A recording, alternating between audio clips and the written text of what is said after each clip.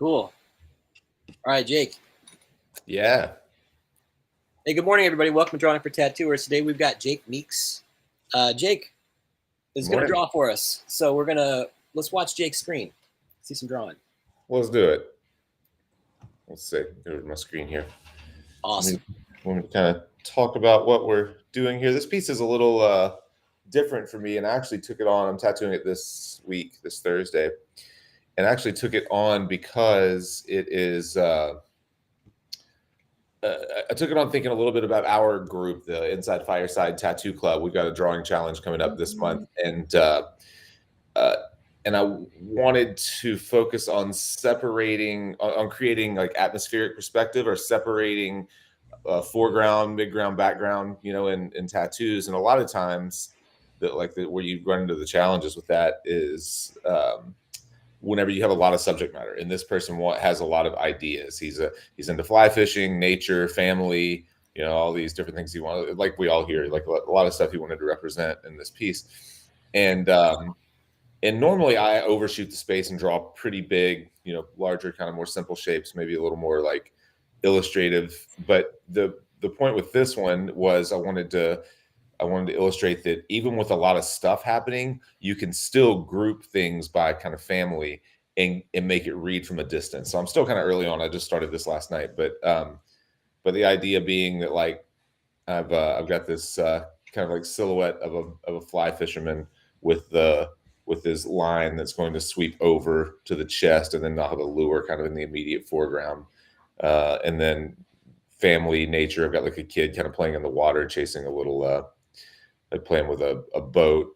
And so these shapes, I haven't really looked at a whole lot to as far as reference goes. I'm just trying to like approximate where I want stuff to sit, and it gets a little noodly and a little noisy. But what I thought I'd do for a little bit today is kind of start to simplify it by pushing my strongest kind of contrast, my darks versus my lights, in the immediate foreground, and then the midground reducing that contrast a little further, and in the background reducing it even further, so that I have maybe like a 1 to a 10 on the value scale in the foreground, and then like maybe a 2 to a 7 or so in the midground, and then maybe like just a 4 to 6 in the background, so that I'm just scrunching that value range as I scoot backwards.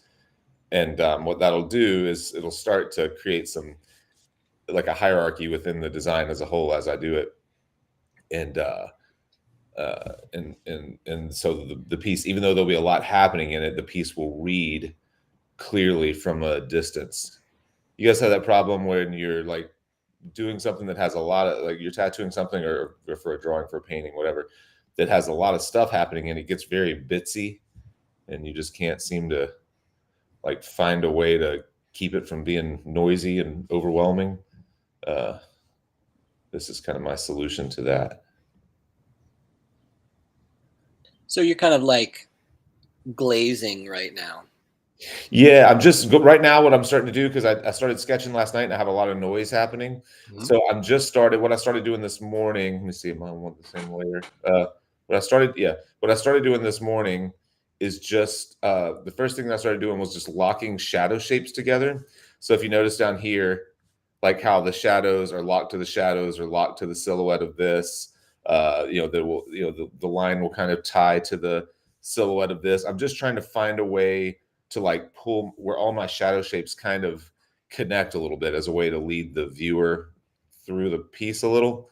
And then I'll go through in the kind of midground and start to knock back some of the lightest light tones, because I want so you can just see with that little bit that I did right there. So I've got the strongest lights and the strongest darks right here. And if I were to take what I just did away, where is it? See, I've got the strong lights here as well now, but as soon as I put that back, that starts to sit back, and this starts to come forward. And so that's what I'm kind of trying to do now, is just everything in this foreground will be my darkest darks and lightest lights, my strongest contrast. I'll limit that a little more here, and I'll limit it a little more up here. So, and I don't really have a solution to it yet. I'm just, I'm fumbling with it. Everything that I draw ends up kind of noisy on the front end, and I have to go back and settle it all in. Well, it's so fascinating watching people make their work. Yeah, it is. And I think getting to see this peek behind the curtain, as it were, Hmm. is like it's really interesting. Not only for people who do this, right, but for collectors too. I think I just remember like growing up, going to the amusement park and watching caricature artists making the caricatures of people sitting down. It was such a fascinating process, and then uh, it would just emerge, right? They would start off with some really sketchy lines, and then this sort of thing would emerge. It occurred to me later that it was a very much a performance.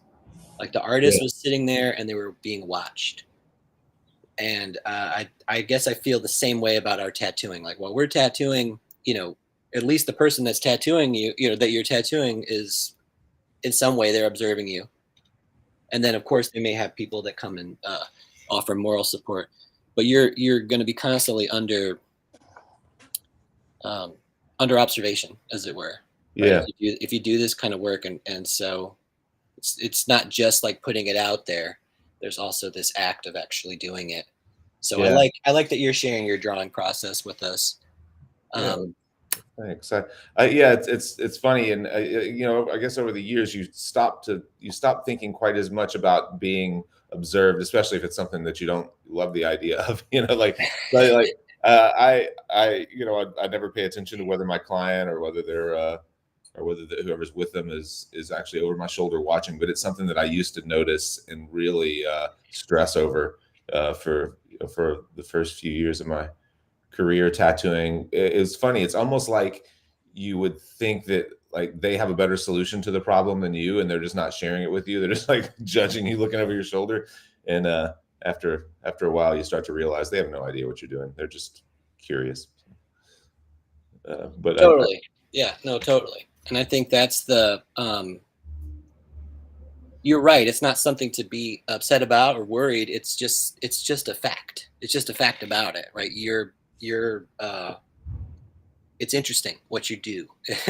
It's right. fascinating to people, and they may very well be entranced by it rather than have a solution, like you say. Yeah, yeah, definitely. I think that's usually the case, and I always uh, talk about people just being being curious about it. It's amazing how many of my clients and uh, their friends and family or whatever that keep up with what, like for example, like the Fireside mailing list. It's funny, we've got this Tattoo Tips Tuesday thing, newsletter that we send out, and somehow it was unintentional, but I know how to fix it. I've never fixed it. When someone signs up for anything, like whether it is intentionally for the Tattoo Tuesday newsletter, or whether it's one of my clients signing up to get tattooed, filling out the consultation form or whatever,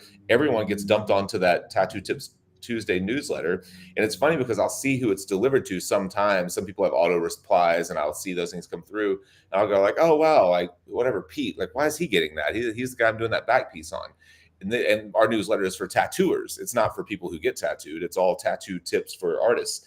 But it's amazing how many of my clients open and read the Tattoo Tips Tuesdays. They're like, I don't know what half of it is, but I just really enjoy, like kind of keeping up with it. Or they'll jump on and watch episodes or listen to interviews or whatever. People are just really into into tattoos, and it's not that they ever think they're going to do a tattoo.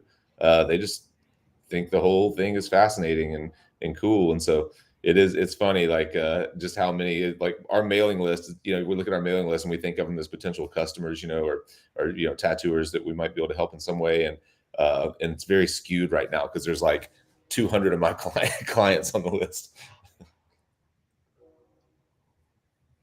That's awesome, and I guess I wouldn't have thought that either, Yeah, because so I'm a proud member of the Fireside yeah, Network. I enjoy coming to the events, and they are really geared for tattooers. So this is a great plug. Let me throw up the QR code real quick.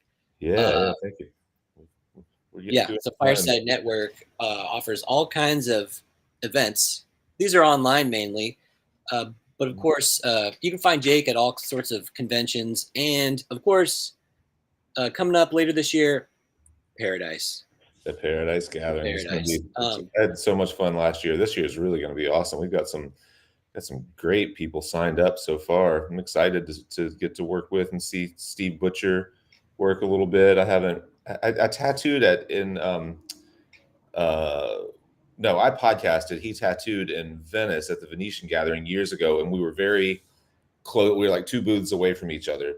And he came down and borrowed my lighting setup to photograph his tattoo at the end of each day, because I had a podcast set up with lots of lights. And that Venetian Gathering was in a palace that was very cool but incredibly poorly lit. And so I got to see all of his work at the end of each day up close and personal, because he was borrowing my station to photograph it. And that's my only experience with the guy, but he was like such an incredible tattooer. So, and he's one of the headliners at Paradise this year. That I'm excited to meet him again and get to know him a little better and see what he's working on. That's amazing. So, right, just back to that notion that your customers are interested in your Tattoo Tips Tuesdays, right? They're interested in the educational content, not necessarily to apply it, but just because it is high quality. There's a value offering. It's nice, and I think so for tattooers, it's a really valuable resource. But it's interesting that you're mentioning that your customers also appreciate it, and I think that's even that even makes it just something you could talk about with them, right? Yeah. Well, it's funny how much they'll pick up. You'll be working on whatever. I mean, working on their piece, and I just do 1 tattoo a day, and it's about 6 or 7 hours, in the day. And so, if it's something on someone's arm, then we spend a lot of time there watching the progress be made. And it's amazing how they keep up with and comprehend stuff that they either hear on the podcast or read in the Tattoo Tips Tuesday or whatever, and they'll recognize like what I'm doing. If I come back with a liner at the end, and start to build up a few lines, they'll make the comment like, "Oh yeah, I remember you talking about this. How you you don't do your lines until the end." Like, yeah, that's right. That's a good catch on that. So it's funny how not just that they're just like, not just that they're paying attention, but that they're really comprehending it and seeing it in practice and understanding what's happening. It's pretty cool.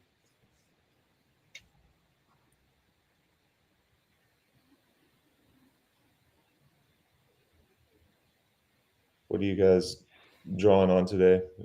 Drawing for tattoos or just drawing? I'm working on for the Monday night drawing class. I'm trying to tweak this a little bit more and then get it ready for tonight, and then just continue on with other stuff for the week. What is what is for the drawing challenge? Is y'all's drawing challenge like a weekly or monthly thing? Weekly. How's the monthly thing work out? The monthly thing is fun. I mean, it gives you a lot more time to procrastinate, which a lot of us do. But it's the same thing. We have a loose idea like this. We announced them on the 1st, which I think is tomorrow or the next day. But what it will be is this, separating background, foreground. But I try to make everything. I've experimented with it a lot, but Dan, who helps me so much with this, and I've experimented a lot on the drawing challenges as to just like how far away we can get from tattooing and still keep people engaged and interested. I like to paint and work outside of the tattoo medium, and a lot of the stuff that I do doesn't lend itself to tattooing like really easily. And so what I've found over the year and a half or so that we've done this group is that I have to find a way to try to tie it back into tattooing. So something like this last year, I would have just done it as like, an atmospheric kind of exercise for, that you might use in watercolor and, whatever else, charcoal, anything.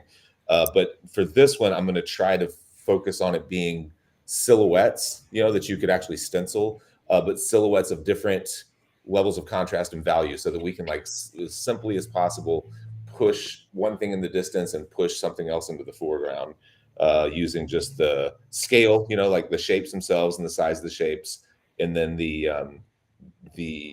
value range that we use in each area of the drawing, and then the variation of edges, like hard edges versus soft edges. But yeah, the drawing challenges are still something we're always kind of fumbling with and trying to figure out how to get people involved. For a while, we did a voting system at the end of each month, and the winners I would mail out an actual prize. Like, I would just go to Kingpin or whatever and buy ink sets or buy whatever and mail them out to winners. And it turned out that didn't work as well as I had thought. For one thing, people don't want other people buying their supplies. Like, if I buy an ink set of whatever Fusion and you use Eternal, you're just going to be like, nah, man, I don't use those. Like, they'll just go in some bin. Or cartridges. If you're set on a cartridge or needle brand and I buy the wrong one and send it to you, it's just going to sit there. Like, so often, like when you go to a convention and you get the little goodie bags that are full of a bunch of stuff that you're not familiar with, and so they just sit there. That's kind of what was happening. And I don't think people really loved the voting system. Like, it's not a competitive environment as much as I guess I thought maybe I wanted it to be to begin with. The Fireside group they're not competitive with each other at all. So the idea that someone's a winner and someone's a loser just didn't appeal to them. And so we've taken away all the competitive aspects, and we basically just issue the drawing challenge, and then we do a critique night at the end of the month, and I pull everyone's drawings in from the drawing challenge. And I kind of lead the critiques, but we have some really solid tattooers in this group. So I lead the critiques, but there's always great, ideas that come from other people. The only difference is I'm the one with the pen in my hand and in control of the screen. So I'm doing the drawing on top of I'm doing the physical critiques, like drawing on top of their drawings. But I get so much feedback from other artists in the group that's so helpful. So it's a good group. We have a great group of people now, and it's grown slowly but steadily. And I think that maybe I was a little disappointed early on that it didn't grow at the clip that I wanted it to. But now, looking back a year and a half later, I'm glad at the pace. I'm happy with the pace, because we've just got a group of people that all kind of know each other well now, and they work together, they get along together, they travel together, stuff like that. So. You definitely learn a lot of like trial and error stuff as it like slowly builds up, compared to just having like a huge load right off the bat, Right. Yeah. I'm showing off the Fireside Tattoo Network. This is looks like the blog, I think. And that is so this was Gabe Ripley's idea for us to go through and basically build a curate all of the content. We spent 10 years with YouTube curating all of our content, just throwing out episodes and doing nothing with them afterwards. And because of that, there were a lot of good episodes that just didn't, that went under the radar. And of course, there were some episodes that that did really well. But once an episode went out, there was nothing else that ever happened with it. And so Gabe's idea, if you go up to that tattoo topics there, there's resources, and just click the drop down. So those categories, news is just the most recent stuff, but drawing, techniques, gear, science, business, and mindset, those are our kind of big tranches that, as we went through all of our videos and started to catalog them, those were the things that we kind of found were the main categories. So everything in there, anything in business and mindset is going to be like that. There's one with Russ Abbott. There's one with Carson Hill. And these are just episodes that we had put out on YouTube. And if you click on any of those, Dan has done a great job of doing kind of deep dives on them, making small clips, writing little blog posts. And then, of course, there's the full episode in there as well. And so we're just going through and slowly curating and cataloging the entire Fireside library. And it's been an undertaking. But yeah, so everything kind of falls under those four main categories. And the cool thing about it is we can, any one of those episodes might be 15 or 20 pieces of content. If you take an hour-long episode and we break out a lot of 30-second to 3-minute clips. Well, and suddenly you've got all of these things for social media, for blogs, for email series, for,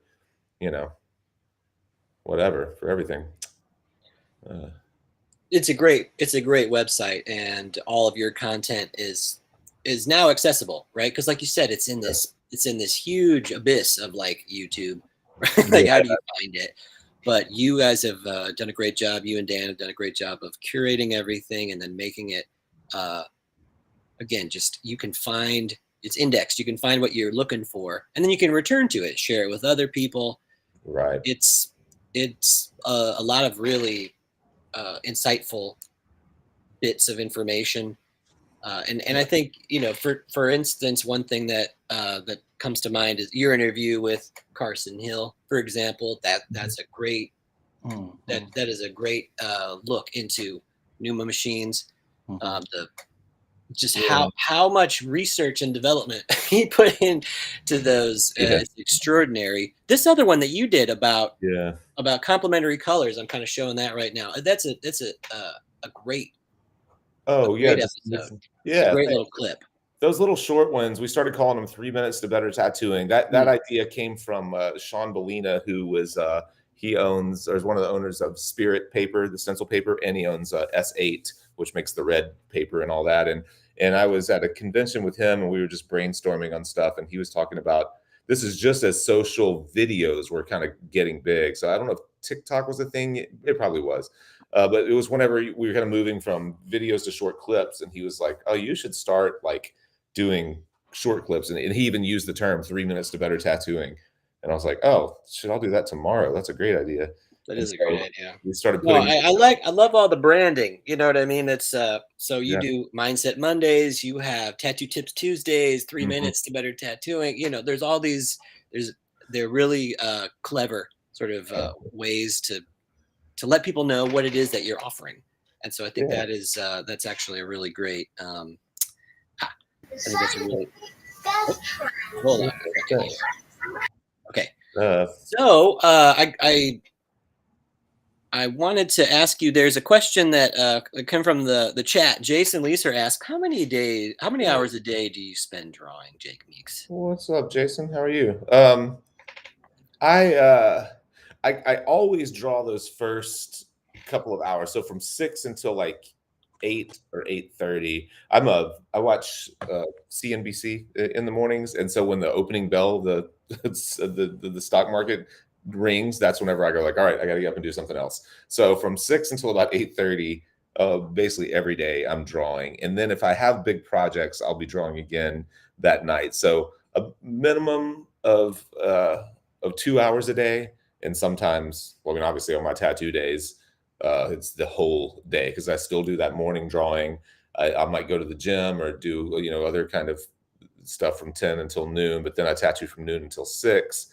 And a lot of times when I get home at the end of the night, I'm like at least prepping for the next day. I don't like to go, even though I don't start new tattoos super often, like everything. Well, this week I have this new one. But this is one of maybe 3 new tattoos for the entire month of May. And so it's not that I'm always drawing for new stuff, but I am always drawing to solve the next problem in an existing tattoo. So even if I'm 20 hours into a back piece, I'll photograph it at the end of each session. And before I work on it again, I'll pull it up and just try to figure out what I'm doing that next day, So I do that most every night and or morning. I'll just sit down and just, even if I know what's happening with the tattoo as a whole, which hopefully I do, I'm just like, all right, this next day I'm coloring this dragonfly and I'm gonna try to get the background from this point to this point. And if I get that far, I'll be happy, So I wanted to ask you a little bit more about this idea. You have different days that you allocate for different things. So I heard you say it: buffer day, focus day, off day. Could you talk a little bit more about this and, kind of how does it pertain to your, like sort of philosophy here? Yeah, well, I just think that if every day is a work day, then every day is kind of, and it's just identified as a work day. Like, I work Monday through Friday, but there's no real clarity on what makes a work day. I think when every day is a work day, it's an opportunity to procrastinate and put things off until the next day, because you can always finish it tomorrow. So you can always fumble around. You can always spend a little bit too long on Instagram or on whatever, and not get the work done. But the best example that I've had is, if you ever think of the day before you go on vacation and you have this to-do list and you're going to be gone, you're going to be at the beach for a week, and you have this to-do list that has to be done before you leave at 6 a.m. tomorrow to go to the airport. That is by far everyone's most productive day, the day before they leave town. And so my goal is to make every day like that as best I can. So the way that I do that is by separating the types of activities into those three categories: focus, buffer, and free. This isn't my invention. This is from Strategic Coach, but it works really well. Focus, buffer, and free. And then I have a weekly calendar that I know this day is a focus day, that day is a buffer day, that day is a free day. And if you respect those and you only do focus activities on focus days, you treat that like, oh, I don't have another focus day until next Wednesday. So if it's going to be done, I can't do it tomorrow. Tomorrow's a free day. So if it's going to be done, I have to get it done today, because I can't wait until next Wednesday when my next focus day is. And so that's the main reason that I break them up that way. It also helps me to, and I'll kind of run into what the difference is, what activities I do in each days, I guess, might be helpful. So a focus day for me is anything that either that's either is my highest financial productive day. So tattooing would be a focus activity to me, because it pays more dollars per effort, per time spent, than anything else that I probably do. Draw things that I consider in my unique ability. So the things that make me feel like I'm being super productive and I have more energy when I finish them than when I start them. So things that I can't really delegate off. So drawing for tattoos would be a focus day activity for me, because even though the drawing is not producing the dollar per hour, literally, it does further down the line produce the dollar per hour. I also, a lot of the folks who keep up with our stuff here know that I own a real estate business with my wife. We have a lot of single family houses. And so my role in that is managing whenever there's a renovation happening.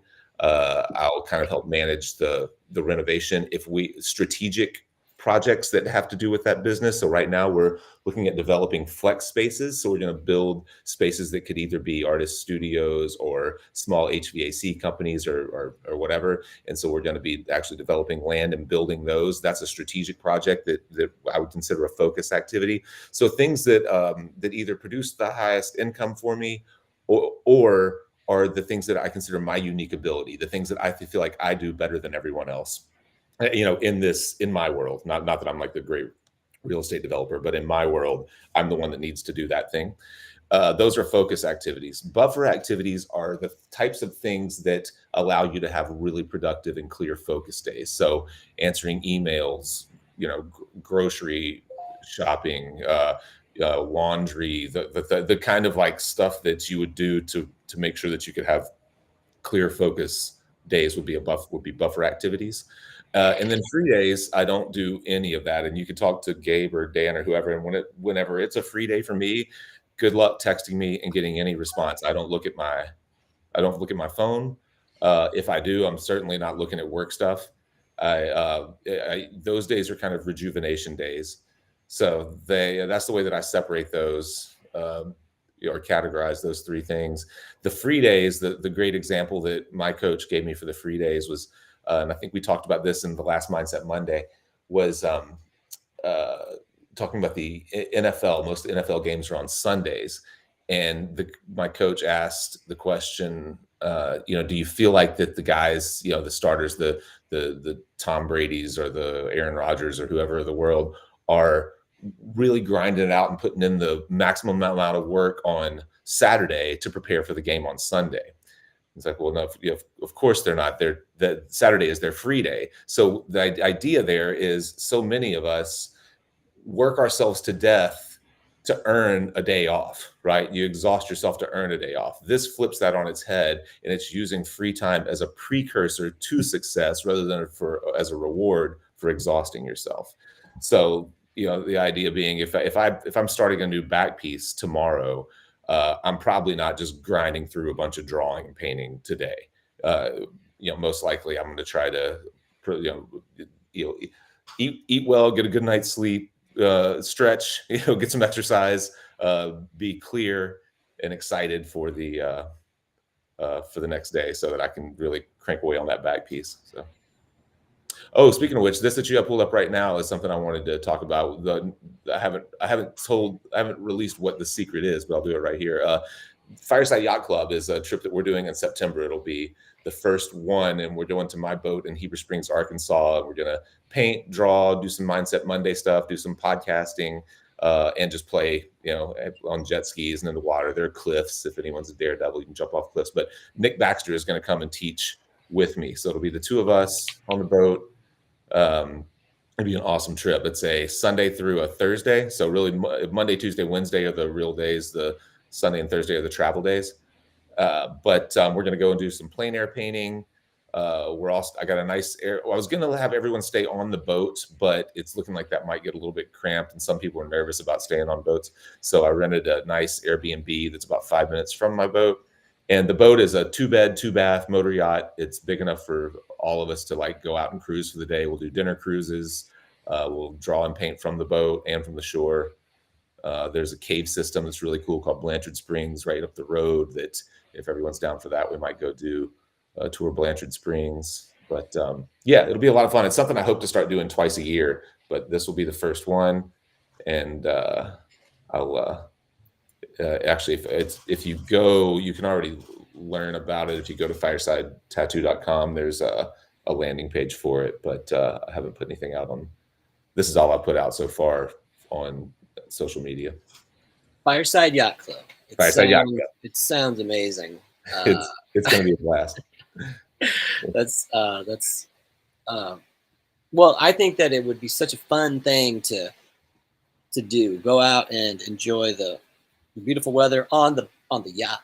Yeah. Right. Yeah. And then of course, get to rub shoulders with the likes of you and Baxter, and then just as it grows, I'm sure just like Paradise, right? You have incredible people that come and are willing to share their experience, share their insights. It's an invaluable resource, really, and I think that it's something I appreciate a lot. So I'm glad to see it coming around, because we've got these online spaces, right, where we all hang out online, and there just isn't any friction, right? Mm-hmm. You can leave anytime you want. You don't have to really deal with people in real life, but I think that's a real important part of what Fireside does and what Reinventing does as well, is that they actually have in life meetups, right? There's this in real life dimension, and so I think that there's actually the opportunity for real friendship, right? And building real world relationships that you just don't get online. Really definitely, yeah. It's something that we've lost. We've moved. It's funny when you look back and see really what the pandemic kind of did to the way that we work together. I don't think I ever did a remote podcast before 2020. All of our podcasts were at conventions with people, or at guest spots with people, side by side. And the idea of looking through a computer at someone and doing an interview was so alien to me. I would have never, if you had pitched it to me in 2019, I would have been like, nah, I don't care about that. I need to be with the people, in order to feel the conversation out. And, I don't want to be worried about if we have what the bandwidth is, or if anyone glitches or whatever. I don't want to think about any of that. But now it's so second nature that we sit here and and draw on a stream, and the entire Inside Fireside community is all done through Discord and Zoom, and so yeah, I'm excited to get back and do more kind of in-person stuff. I've picked up a little bit of the convention stuff again. I'm traveling. I just got back from Huntsville this past week, or weekend before last, and this coming weekend I'm teaching at the Ozark Tattooers Retreat in Fayetteville, Arkansas. So we're starting to get back to in-person stuff, but it's funny, I don't know that I was having this conversation with Jake and Jess, the guys that did the Explorer conferences, for so long. Mm-hmm. And they did a Memphis show, and we were talking at they're doing a lot of conventions. They're doing them monthly for the next year. And I was asking them about Explore because people loved it so much, and I actually never did one. Did you guys ever do an Explore? Anyone? No, it was they were having it last year. I worked a convention in Fort Wayne, Indiana, and it was supposed to be the week after the like right after the convention ended. They were going to have an Explorer conference, and it got canceled. And then, as far as I knew, they weren't doing them anymore. So. And that's right. They haven't been. And so I was talking to them about that, and they talked about that model just really starting to fall apart on them because, for one thing, people started doing so much, online, I guess, through the pandemic, and then so many artists are doing their own online. So a lot of the people that they would have on as presenters are doing their own things now. If you go to wherever, like go to any of your favorite tattooers, and I guarantee you they have some type of a course or a mentorship or some type of one-on-one that they're offering. And so because you can do it, kind of a la carte online and just tease out your, just with your favorite artists, their model of, having to bringing out like 10 or 12 artists, to do a 3 or 4 day seminar just wasn't selling tickets anymore. And they're hopeful that will come back at some point, but as of now, it hasn't. And so that's why I'm kind of hoping with something like the Yacht Club, it's first off, it's different, it's on a boat. But second, it's, we're only selling originally we were only selling 5 tickets. I think we're going to go up to 10 now that we have this Airbnb. But even still, 10 people with 2 kind of leaders, two artists, I believe is something that I hope is something that people would still be interested in. But the bigger models, like what Gabe was doing with the Worldwide Tattoo Conference and all that, apparently just hasn't worked as well over the last few years. Well, I think that you have a really good point, and I believe that people are going to want to be in person again. It is a matter of time, so there will be a bit of just a bit of patience, just a little patience. But I really do think there's a lot of value in it.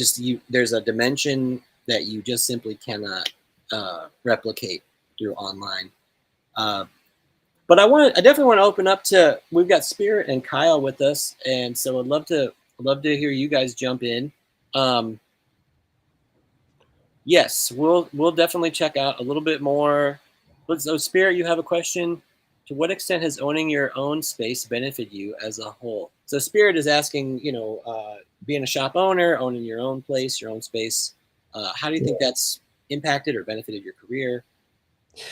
I think it's been a little bit of double-edged. I definitely, it's just me in my space, me and my client, which my clients, especially the clients that I worked with at the shop that I was at a shop in Memphis for about 15 years, the same shop for about 15 years before I moved to a private space. And I've been in the private space since 2015. So almost this fall will be 9 years. And I miss the shop environment sometimes, like I miss having someone in the room tattooing with me. I miss a lot of the conversations and stuff like that. But as a whole, the ability to kind of create my own model, I started to focus entirely on large scale projects, and I was really able to craft the space to be what I wanted it to be. I didn't have as much control over music and other clients that were in and out, and other people, like the other artists in the shop, how their days were going, obviously impacted me, my clients and all that. So having complete control over the types of clients that I take on, the environment, we just hang out and watch Netflix, and there's no second appointment for the day, so everyone at my old shop, we kind of all did this. We were open 3 till 10. And we did this 3 to 6 and then a little break and then 7 to 10. Almost everyone booked that way. And because that's how it was done, that's how I always did it. And I was very unproductive in that model. Sometimes it takes me an hour and a half to get into the tattoo and know kind of what direction I'm going with it. And it seemed like I would blink and it would be time to find a stopping point because I had another appointment coming in. And stopping that was huge for me. Now, we finish when we finish. I can I can make a lot more progress. I can keep people comfortable a lot easier because we can take, breaks and all that. So it allowed me to really kind of cultivate my, my client base the way that I and provide the environment that I wanted. But then again, like the downside is it is just me and them, and I do have some clients that just like to zone out and listen to headphones or watch shows and not talk. And I have other clients that want to do nothing but talk. So I'm kind of, there's no way out. Whatever they want to do is what I end up doing, I guess. Amazing. Wanted to check out just Spirit asked if we could see a little bit more of the work. I'm not sure if you're seeing the screen. Is there anything that you would love to talk about? Any of these particular pieces that you were let's see, really exceptionally proud of? And this is the boat again. More boat. Yeah, it takes 3 hours. It takes so long to watch that thing, but it's a 3-hour tour. A 3-hour tour. 3-hour watch. Love it. Yeah. What can we? All right. This is a painting. Yeah. That's a painting of my niece Mia. I've been painting her. It's my brother's daughter, and I've been painting her every year on her birthday since she was born. And so I've been doing. Sometimes I do charcoal. Sometimes I do oil sketches, but I think I'm going to go oil for the rest of the time. I love. I don't tattoo portraits, but I love to paint portraits, especially portraits that are kind of loose like that. I like stacking paint. One of my favorite things, all my favorite painters and artists are great at doing just enough to get the point across and not like overly render. Like they're not trying to trick you into thinking that it's not paint, like it looks believable from a distance. And then as soon as you get up on it, you see these big chunks of, white paint like laid on the nostril or whatever. I love that. Like that's my favorite thing to see and my favorite thing to do. So like working with hair, like how little can I say in that hair to get the point across of like how her hair is falling, and I'm not great at it. Yeah. I don't paint. Yeah. I'm a much better tattooer than I'm a painter because I do so much more tattooing, but I do love playing with it. So. Love it. Yeah. Here's a charcoal sketch. I do a lot. My buddy Adam Shaw, who's a big mentor of mine, we used to do life drawing. We used to split the cost of a model every Wednesday and just draw for like 2 or 3 hours. And most of these are from our live drawing stuff. And I learned so much from him. He's one of those guys that's so good at just getting enough across that you understand like what's happening, but he doesn't like over render anything. And so I would literally just set up over the back of his shoulder. So he'd have an easel at one point, and then I would set up just over his shoulder so that I could, even though I was drawing the figure from a different angle, I was seeing like how he would turn the big chunks of charcoal on its side and just describe like the shadow shape of a forearm, and then let it taper to the wrist, and then just like drift off, and it's like the pinky finger, and it's all one mark, and you're just like, oh shit, man, that's really good, like. So all of this stuff is just me kind of trying to mimic Adam's work. I would say that you just threw out a term there, shadow shapes. You use a lot of, let's call it art school lingo. Right. And so how do you think this really like informs your tattooing? Because I believe in it. I think that there's a real connection there, but how do you see sort of these, let's call it foundations or fundamentals of how art is made versus like tattoos? Like tattoos they don't have to be art, but yeah. I mean, well, just even in this little drawing that I'm doing right now, like for this tattoo this week, I'm just basically, it's noisy now, but I'm trying to simplify it by separating light and shadow shapes, connecting shadow shapes together. And I think that usually when you run into troubles in a tattoo, like it's not going, a drawing or a tattoo, it's not going the direction that you want, it always comes back to those fundamentals, to those principles. There's no way to just continue to make it fancier and solve the problem. My coach Dan Solon says no one solves a problem by adding complexity. You can only solve a problem by simplifying it to its like most basic kind of elements.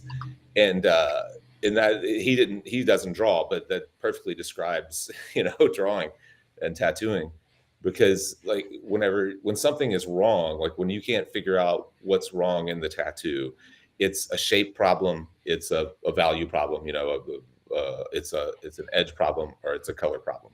And that's about it, you know, like, and if you, and shapes are more important than colors, and values are more important than colors. So if you just go back through that hierarchy and you start asking yourself, like, you know, do I have a clear separation between my light and shadow shapes? Can I tell where the light is coming? Like, I'm not far in this drawing, but it's very clear, you know, like there's light catching over here and there's light catching on this guy's shoulder. So it's very clear that the light's shooting from over here. If he was lit backwards and this was lit this way, then there would be some confusion there. And if you didn't know how to, if you didn't understand how light and shadow, or how light reveals form, or how light and shadow shapes separate and or work together, you would just keep trying to add detail in the water, or, you know, like you'd find some other, or make something brighter or whatever, you know, you'd just be kind of throwing darts at a board. But, you know, if you know the most important thing is the arrangement of dark and light shapes, you can always come back to that and solve the problem. And that's through simplifying the problem. It's not through making the drawing fancier. Love it. Well, I wanted to jump over. It's your drawing is looking incredible, and I'm sure that your client's gonna love it. We can clearly see, like you said, there's a real emphasis on this foreground figure. So you can see the light and lightest lights and darkest darks right there. And as you continue to sort of parse out all of the value structure, I think it's going to be even stronger. Because again, it's like, you know, we kind of stop here, we look at this figure, but then we go beyond. They're looking at this like landscape, and so we're actually going to be prompted to look back there at the mountains as well. And yeah, there's sky behind us, there's space, and then the mountainscape. Yeah. So yeah, I think it's really, really wonderful composition. Well, thanks. Yeah. I think, you know, just thinking about those silhouetted shapes is so important, and connecting. I learned from Dan Marshall in his watercolor workshop the value of connecting shadow shapes. So the shadow of the figure connecting to the shadow of the trees, and as it wraps to the back, that'll connect to the shadow shape of something else. And when you have a lot going on, locking those things together is really helpful. It gives it kind of gives a path for the viewer to follow. Whereas if you have a lot of fragmented shadow shapes that don't really relate to each other, then you end up with something that's a lot more bitsy. And it's very common in watercolor, especially like plein air watercolor. If you ever look at Dan Marshall's work, you'll see how he kind of like, he will invent long stretched out cast shadows just to connect them to the next shadow. And it works so well. It's a great trick. Well, I wanted to share Kyle Olson's screen because he's over here busily drawing away. Kyle, we're gonna share you. Yeah. So here's what Kyle is working on for tonight's super cool. Tonight's drawing exercise. Kyle, take it away. Yeah, just trying to figure everything out. I was trying to do a rose instead of whatever the carnation flower it is, but like it didn't want to be a rose, so I'm just letting that be, and I'm just building up to everything right now. Just doing whatever I can to, been really focusing on like squinting and trying to keep everything like super legible as possible.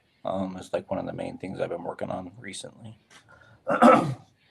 This one's so different from Jake's. It's like Jake's it has so much depth, and this one has like just a really narrow, really shallow kind of depth of field, if you like. But again, I'm drawn right to this high contrast, right where all the highlight is on the skull face. It's very cool, Kyle. Yeah, it's super cool. Super cool. I love all the combination of textures and stuff like that. And you get to play with like kind of detail. There's so much shadow shape. You get to play with a lot of detail in the shadow shapes, which is a lot of fun. Mm-hmm. That's cool. Any critiques that you see off or anything like that? At this point, I really like it. And I think the overall shape's working great. I mean, it's really clear where you're driving attention.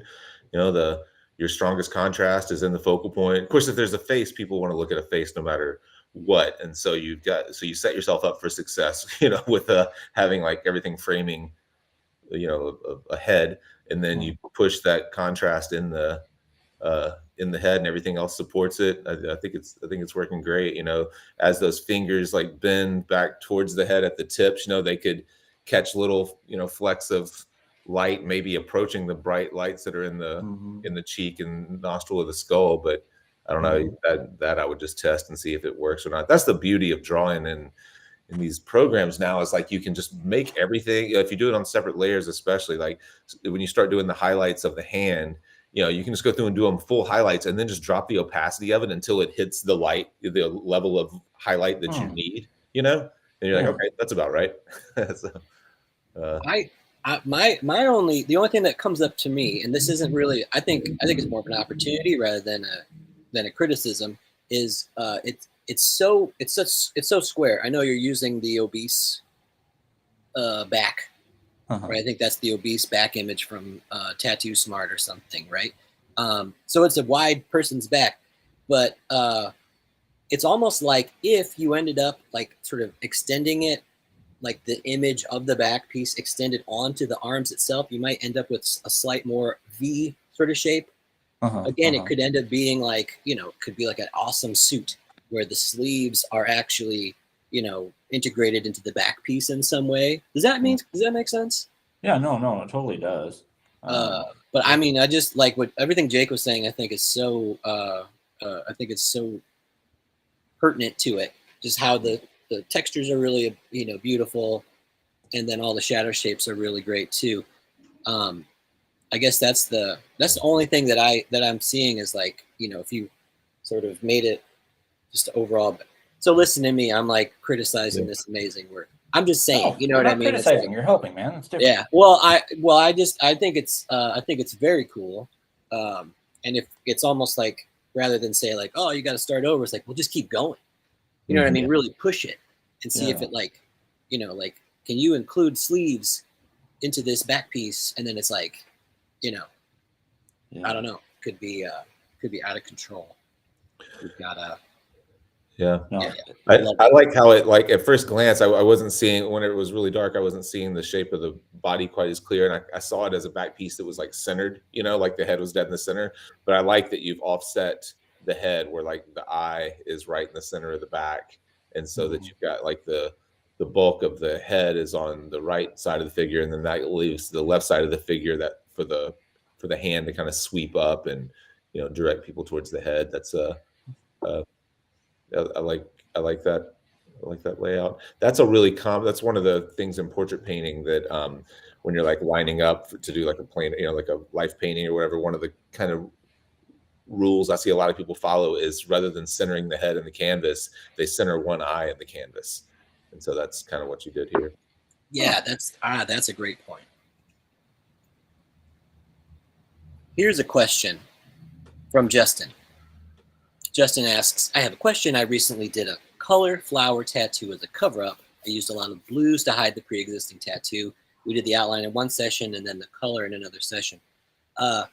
Justin, I'd love it if you could complete your question and just sort of get to what was the question you had for it, since we have Jake here. So feel free to pop that into the chat. We'll show it. And then we'd love to ask Jake. Here we go.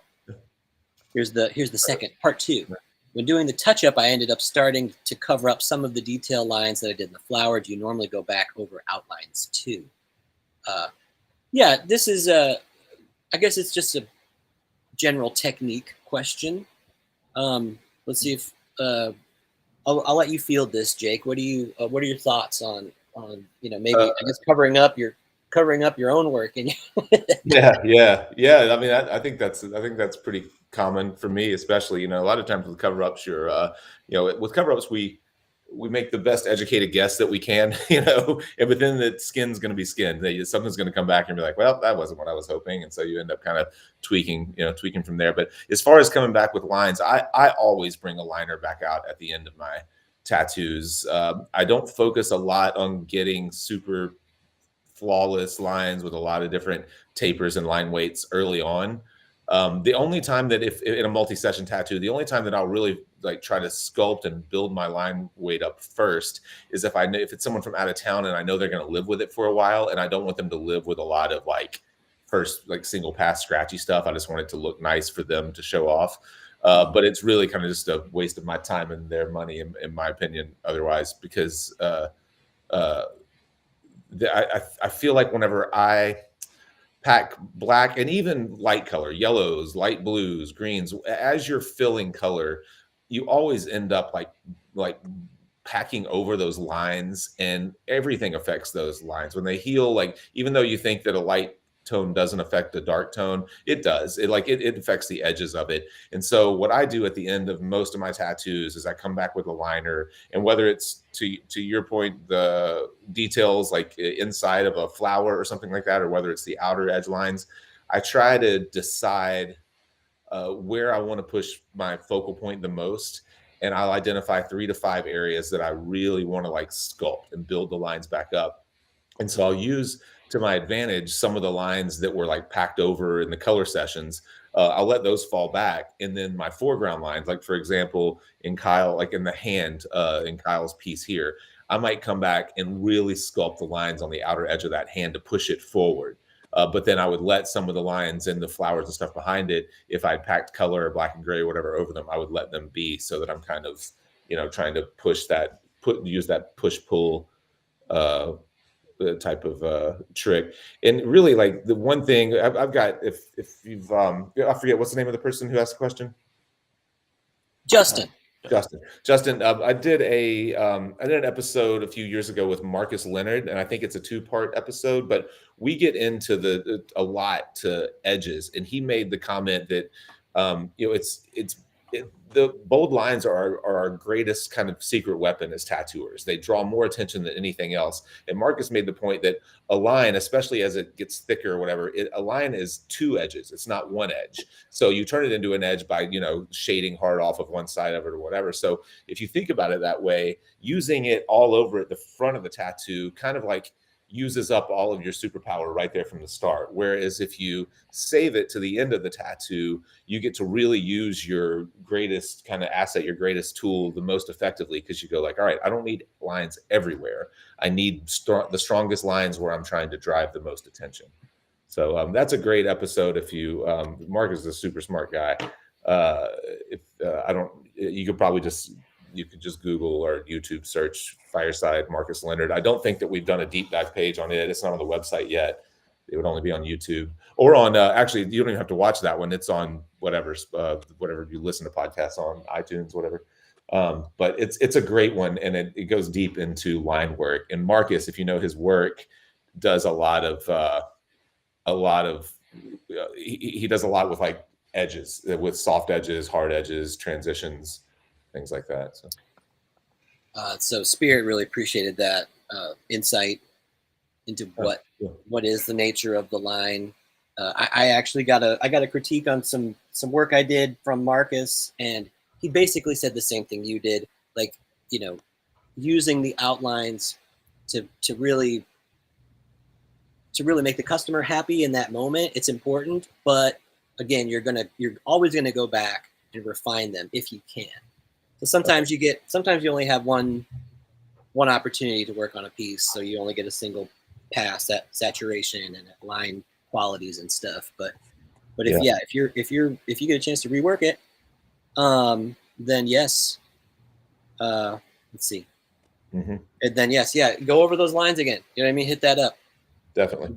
Justin says, thank you so much. It's been challenging to work with color tattoos done in multiple sessions. Yeah, I think I would just second what Jake says. I think it's so important that you're basically giving it a pass, right? You're going over everything and tightening up those lines, even if it just takes a few extra minutes, can make a huge difference. Yeah. So. Yeah, definitely. Well, this has been such a great conversation, and thank you so much for sharing your process with us. What do we got? We got more stuff in the chat. Yeah. Christopher Nice says thanks. Yeah, thank you guys. That was that was fun, and good to see you both. And anyone, I would love to get some folks from the reinventing community at the yacht club trip. It'd be super cool if anyone wants to check it out. Just go to Fireside. You can. Will you pull it up real quick and just show how to get to it if you can? Yes. What did you want to see exactly? The yacht club. So it's just so people can learn more about it. If you go to firesidetattoo.com, I'll show you where it is. It should be on the front page, but we're not. Let me pull that up. So it's September. It's actually the week after Labor Day, I believe, after the Labor Day holiday. It's a Sunday through a Thursday, and it'll be a lot of fun. Thanks. Yeah, you keep talking, everyone. Yeah, like while I'm while I'm looking for this. Yeah. I can always, if anyone has any questions, you can always reach out to me directly. Reach out to Jake. Yeah. Jake, where can we find you? You can email me, jake@firesidetattoo.com. My Instagram for my actual tattoos is Plug Ugly Art, PLUGUGLYART, or at Fireside Tattoo is the Fireside Instagram, and my assistant Allie manages that, and she's great at screenshotting anything that needs to go to me and sending it that way. So there you go. There's the yacht club. So if you go to firesidetattoo.com and click on I believe it's the education tab, you'll see the yacht club. And there's a little video. This one doesn't fit. I put this sales page together before Nick Baxter had agreed to do this one. So this one doesn't say anything about Nick, but he will be there. He's going to teach. And if you guys ever spent any time with him, he's quiet and not like overly personable whenever you first meet him. But spending 4 days with him, you'll really get to know him. And he's an awesome guy, super funny. It's funny. So many people meet Nick at conventions and they're like, man, I don't think he likes me. And it's like, he just doesn't. He just has to warm up. You have to give him a minute. So it'd be a great, if you've met Nick and don't think that he likes you, you should come on the trip. You'll get to know him a little bit. Yeah, Nick is incredible educator as well. I got a chance to take his seminar. It was really great experience. I've got a chance to meet Nick. I got a chance to meet you, Jake, in person at the Paradise. Yeah. The Paradise Tattoo Gathering, everybody. Scan the QR code now at the bottom of the screen for more information about the Paradise Tattoo Gathering. It's in beautiful Jiminy Peak, Massachusetts. So it is like a paradise on earth. It is. It's not like any I don't care how many tattoo conventions you've done. It's nothing like any of them. It is its own animal for sure. It's that's why Gabe named it the Gathering instead of the Paradise Tattoo Show or Convention. It doesn't feel at all like a tattoo convention. It's really a great learning opportunity for artists. Yeah. Super chill. I mean, everybody there is just it just draws the right people there. It's really great. There is some tattooing going on. Kyle Olson actually will be tattooing this year at Paradise Tattoo Gathering. Got to watch Kyle do some awesome tattoos last year. But again, like even if you just for tattooers, you go and there's so many opportunities for learning. So many seminars. Jason Leeser will be teaching a seminar. Plus, there's an incredible lineup of folks coming this year. So yeah, tons of paid seminars, tons of free seminars. So if you just bought it's really affordable. If you just bought the 4-day pass, it's like $450, like $100 a day. And there's enough stuff going on the main stage, which is included, and all the tattoo booths just to do that. Now, if you wanted to take individual workshops and seminars, they're a la carte. You can do that as well. But like my seminar, for example, I'll teach called Find Your Style. I've been doing it for a few years now. That'll be free on the main stage. I think Jason Leeser's doing maybe some free and some paid ones, but his paid seminars are maybe $25 to $50. They're real affordable. Last year we had, one of the most expensive seminars was probably Soba's. It was like $550, but you built a coil machine and you left with the machine. So, you would pay that just to buy one of his machines, really. So the fact that you get to actually build one and he helps you build it and you leave with it, it was such a huge value there. So it's such a cool show. It's great. Well, I'm looking forward to it, and I hope that people are getting their plans together. Let's see. I'm gonna come back here to us. Well, everybody, thank you for joining us. This has been Drawing for Tattooers. Kyle, if you want to tell us where we can find you. If anybody wants to reach out and talk with me, I'm more than welcome to do so on Instagram at Olson_tattoos, OLSON, or shoot an email at trinityartcollective.com. And I'm more than happy to talk tattoos or anything with anybody. That's excellent. Spirit, I don't know if you're still with us, but you can find Spirit at Tattoos by Spirit on the internet. He's all over the place. TikTok, Instagram, Tattoos by Spirit. Check out Spirit's work. Again, it's great to see all of you today. Thank you, everybody, for your questions. One more question in the chat. What we got? Yeah. Atomic Injections. Great to see you, man. Thank you for coming. Jake Meeks. Thank you so much. Yeah, you used to do the Reinventing Monday morning show at, like, way back in the day. So yeah, it's a lot of fun. I enjoy being back on it. You're doing a great job taking it over. It's perfect. Thanks. No, thank you. I appreciate that very much. Well, we'd like to thank Tattoo Now for making this space possible, and of course, we'd like to thank Guy Etchison for being the founder and inspiration behind the Reinventing Tattoo community. You can learn more about Tattoo Now by visiting tattoonow.com. You can learn more about Guy Etchison by visiting guyetchison.com. But thank you to Guy and Gabe for everything you do. We really appreciate this space.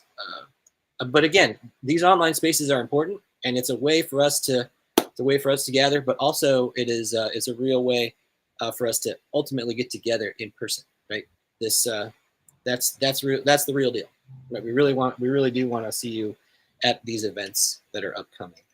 And of course, check out more about Fireside by visiting firesidetattoo.com. Join the Fireside. Yeah, inside Fireside, join it. Yeah, join Fireside. It's awesome. There's so many things to do. So all these online communities, they're really centered towards tattoo artists and the stuff that you care about, right? You're gonna find like-minded people, but there's also tension. There's also room for for contradictions and all of this stuff. That's really a really important point about like how people get along. And so I just want to thank everybody again for coming. If you're still with us, join us next week. We're gonna do some more drawings and stuff. Jake, come back anytime. It was great to have you. Yeah, you're welcome to come anytime. Good to see you guys. Yeah, good to see you too. All right. Well, happy drawing, everybody, and we'll see you next stream. All right. See ya. Thank you.